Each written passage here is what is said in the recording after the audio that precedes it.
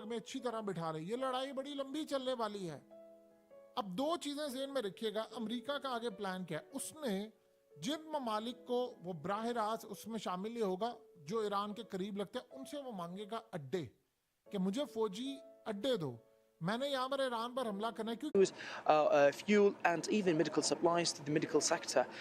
Most of the Palestinians think that those humanitarian aid will relatively help them to keep going in dealing with the current situation due to the Israeli ongoing strikes, and despite the fact that the majority of them were displaced from their houses.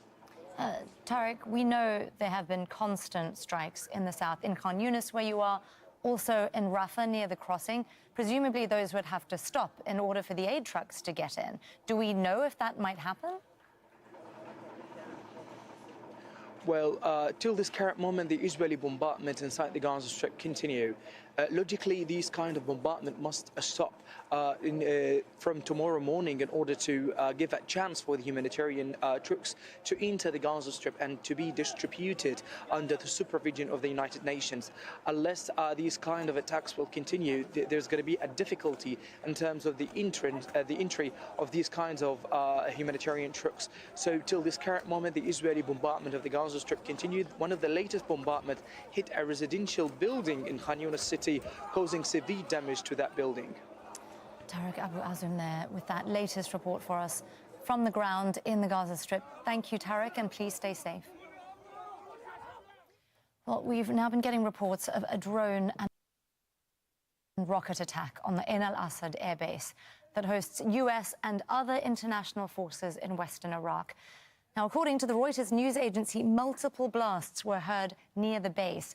Ain al-Assad airbase is located in the western Anbar province.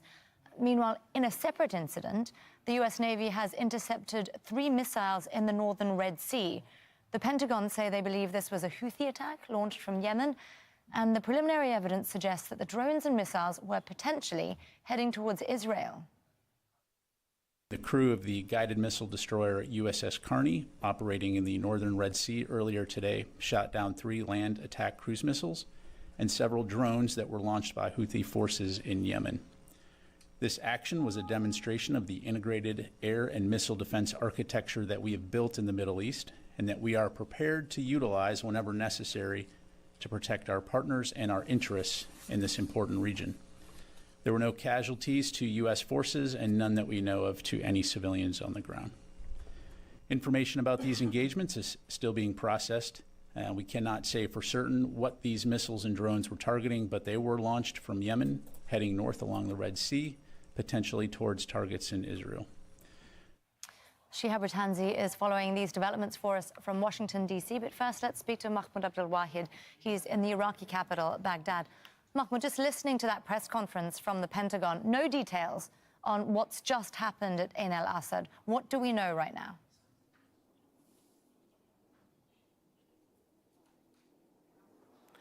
Well, Anastasia, what we know is that this is the third attack targeting U.S. military facilities in 24 hours. Remember, yesterday, 2 military bases were targeted. The Ain al-Assad, this is the same military base that was targeted today, and also another military base in northern Iraq called Al-Harir military base. Now, as you know, that today, Ain al-Assad, which is home to U.S. and international military personnel, was targeted by both drones and missiles. As you know, security sources say that several explosions were heard inside the base, and that was also followed by security measures in the area as Iraqi military has closed the area, and there is a search operation ongoing right now to identify where and how this attack has happened, where the drone and missiles came from. Meanwhile, as you know, this coincides with other attacks targeting U.S. military facilities in the region, namely in a Tanaf military base, which is on the border between Syria, Iraq, and Jordan. This also coincides with several military and political factions in Iraq threatening to escalate, threatening to target U.S. interests, U.S. military facilities in case it continues, the U.S. continues to support and back Israel in its military campaign against Gaza Strip. In Iraq, the situation is escalating as demonstrations are staged across the country, condemning the attack. In fact, many military factions and political factions have been mobilizing Iraqi people and trying also to send them to the border in a way to put pressure on the United States, probably to stop supporting and backing Israel. Very interesting developments there from Baghdad. Mahmoud Abdul Wahid with the latest. Thank you, Mahmoud. Well, let's now go to Shihab Ratanzi. He's across things for us from Washington, D.C. Shihab, given what we've seen over the last week and now over the last few hours, how real are the fears of escalation? It was quite striking that during that Pentagon briefing, the spokesperson seemed to be at pains to suggest that all these different attacks aren't connected. He actually at one point said that as far as the Pentagon was concerned, the conflict between Gaza and Israel has been contained to a conflict between Hamas and Israel, rather, the conflict on Gaza, I should say. And so he wouldn't be drawn on potential Iranian influence. He wouldn't be drawn on the rhetoric that we're hearing, which was just referenced there from some groups saying, look, as long as the U.S. is backing Israel and its assault and carpet bombardment of Gaza, that there may be more violence. He said, the Pentagon spokesperson simply said, look, the rhetoric is nothing new. The Pentagon was really at pains to say, look, they're still processing the information, but as far as they can tell, all these different attacks in Syria, Iraq, from Yemen aren't necessarily connected. And as far as the Pentagon is concerned, the conflict between Israel and Hamas has been contained to a conflict between Israel and Hamas. It was pretty interesting. Shihab, my understanding is that we haven't actually heard much about these incidents prior to this press conference.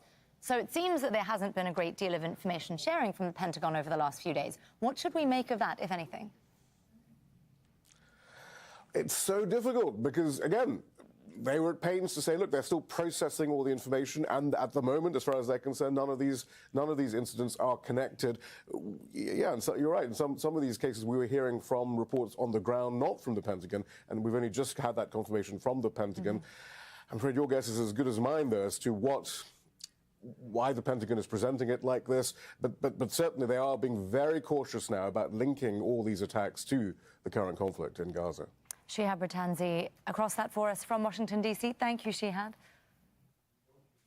Well, the British Prime Minister, Rishi Sunak, has met with Saudi Arabia's Crown Prince Mohammed bin Salman in the capital, Riyadh. This is his second stop on his Middle East tour, which also included a visit to Israel. Sunak is pushing for humanitarian aid to be delivered into Gaza as soon as possible. We also recognise that the Palestinian people are victims of Hamas too. And that is why I welcome your decision yesterday that you took to ensure that routes into Gaza will be opened for humanitarian aid to enter. I'm glad that you made that decision. We will support it. We're increasing our aid to the region, and we will look to get more support to people as quickly. Al Jazeera's Mohammed Jamjoom was watching that visit for us from occupied East Jerusalem. Prime Minister Sunak would like to attempt to de-escalate this conflict. It's one of the things that was high on his agenda in Israel. It's one of the things that he's been trying behind the scenes to get some kind of guarantee from Israeli Prime Minister Benjamin Netanyahu. He's not gotten any public guarantees from Netanyahu about that. But he's now gone on to Saudi Arabia. He is going to go, we are told, to Qatar and also to Turkey. In addition to Rishi Sunak, you also have UK Foreign Secretary James Cleverly, who will be accompanying Sunak on this whirlwind regional tour. Sunak wants there to be a humanitarian corridor. He wants to apply the kind of pressure that he can, to use the kind of levers that he has to try to get Israeli Prime Minister Benjamin Netanyahu to agree not to strike the Gaza Strip while a humanitarian corridor is open. Now, as far as we know, it's tomorrow, it's going to be the earliest that these 20 aid trucks can actually get into the Gaza Strip. Let's bring in Marwan Bashara. He's Al Jazeera senior political analyst. He joins us again from London.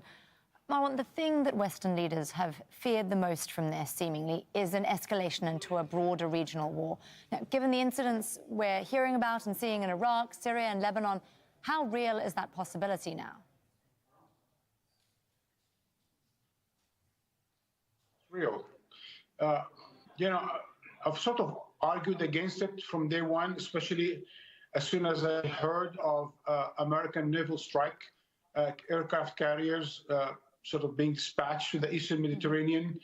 And when you hear the recriminations between Iran and the United States and the ultimatums and threats to Hezbollah and others, you would think that, something is happening.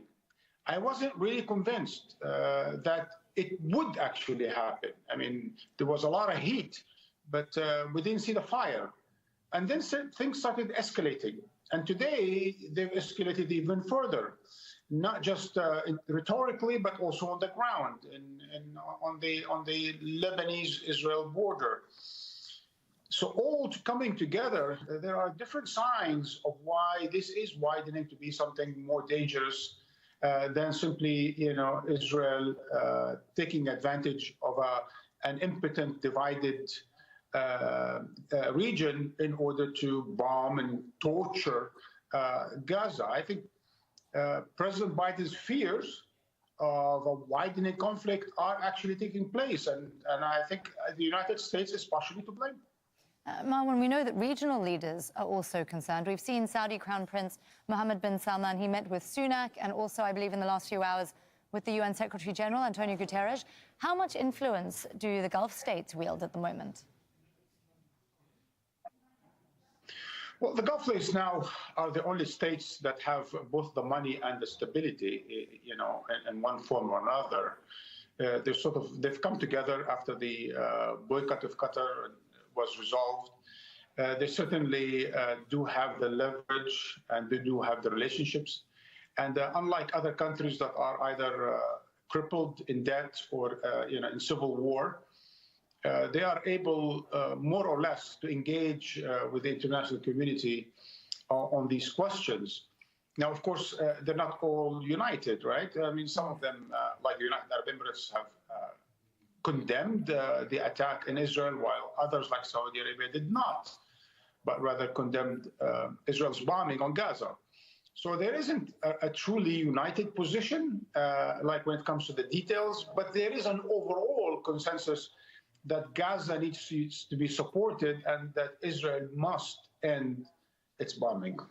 Marwan, I believe there was supposed to be a summit this weekend, right, in Egypt, bringing together Gulf and other regional leaders, and it was supposed to address mediation. Do we know if that's still happening? Actually, all I know that there are a bunch of meetings, mostly bilaterals. I mean, there was the Organization of Islamic Conference, but that's something else, certainly condemning the Israeli bombing and so on and so forth. I think what you see happening, and it's kind of,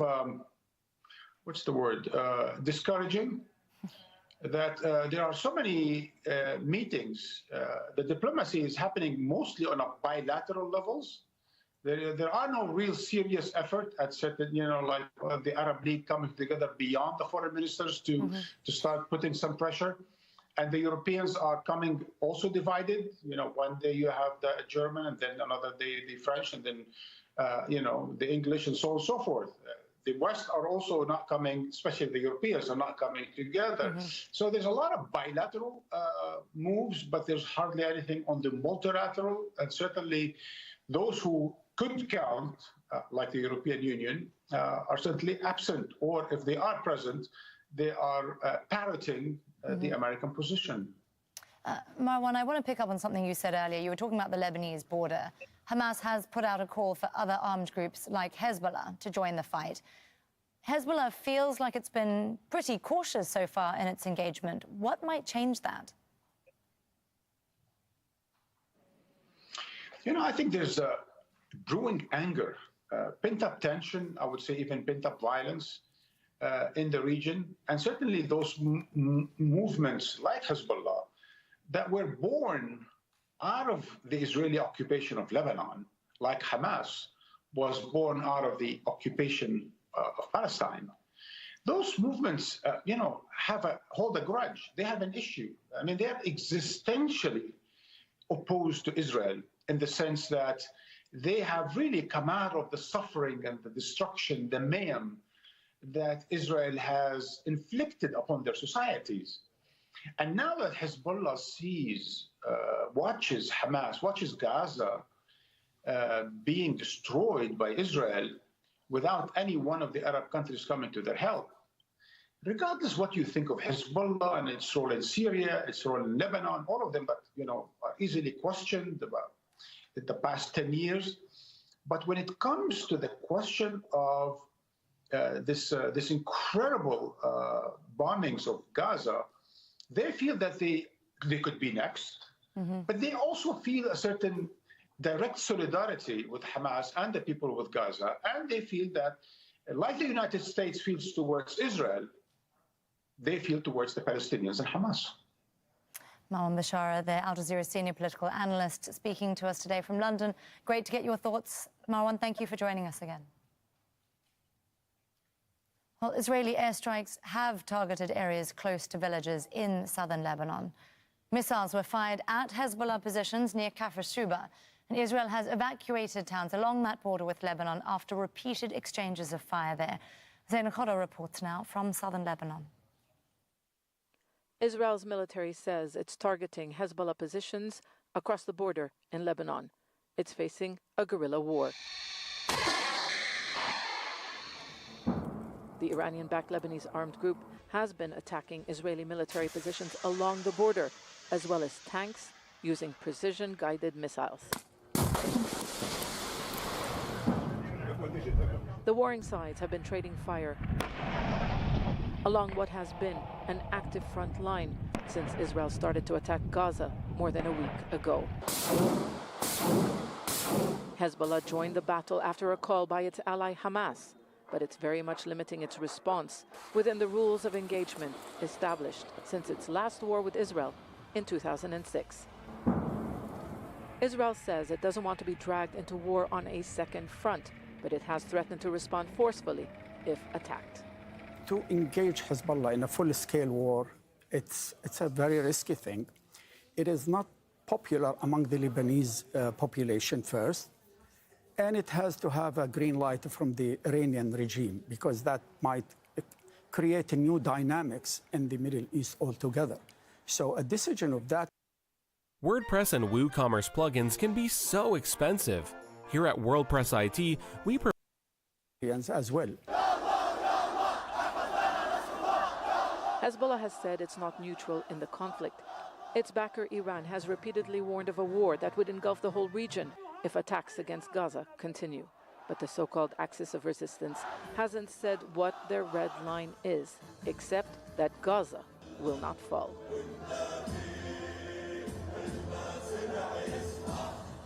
In other words, Hamas will not fall. A decision by Hezbollah to enter the war with its full military capabilities could depend on how long its ally can sustain Israeli attacks on its own. Iran and its allies across the region are now focusing their anger on the U.S. administration. They say it has given Israel free rein to carry out war crimes against the Palestinians. Since then, there have been reports of attacks on the U.S. military presence in Iraq and Syria. And it exerts on the Americans additional pressure to tell them that, if this war happens, it will not be in any way a conventional war. It will have no limits, no borders, and attacks on Israel and its backers can be from anywhere. For the time being, there is heated rhetoric while all sides appear to be weighing the risks and benefits of confrontation. But what appears to be shaping up is a protracted cross-border war of attrition. Zaina Khoda, Al Jazeera, Southern Lebanon. Well, let's speak to our correspondent, Ali Hashem, who joins me now from the ground there in Nakura in southern Lebanon. Ali, you've been keeping an eye on that border for us for the last couple of weeks. Does it look to you like things are escalating?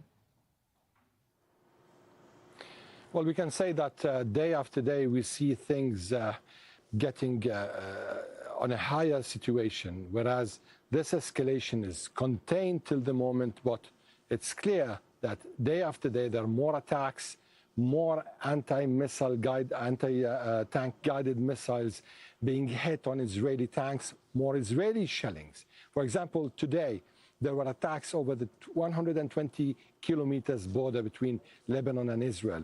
Hezbollah was attacking Israeli military posts in different areas from Naqoura, the Israeli naval base just on the other side of the border, to the area of Kfar Shuba, passing by Al-Abbad and Al-Manara, different Israeli positions. Now, it seems also that Hezbollah is, besides concentrating on hitting tanks, it's also hitting communication systems, hitting cameras, hitting anticipation apparatuses. So there are different ways that Hezbollah is using in hitting Israeli or striking Israeli positions. At the same time, Israel is shelling the Lebanese territories on a daily basis from Kfar Shuba, from Shib'a, till we arrive here in Naqoura. Also, it was significant, but it's not the first time, it's not unprecedented. Hamas today claimed responsibility for launching 20 missiles towards Israel, and one of the missiles hit the city of Kiryat Shmona, and there were 3 people injured there. So this contained escalation, or what Zaina called a war of attrition, is taking a new shape, and it's going from one phase to another.